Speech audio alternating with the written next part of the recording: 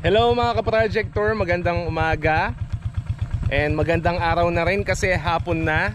Okay, so nandito tayo ngayon sa may Nampikuan, Nueva Ecija, and meron tayong additional listing dito sa may Barangay Tony kung familiar po kayo. So Barangay Tony po, no, isa sa mga remote areas dito sa may bayan ng Nampikuan, no, dito sa province ng Nueva Ecija. So ngayon meron tayong ipipicture na property dito.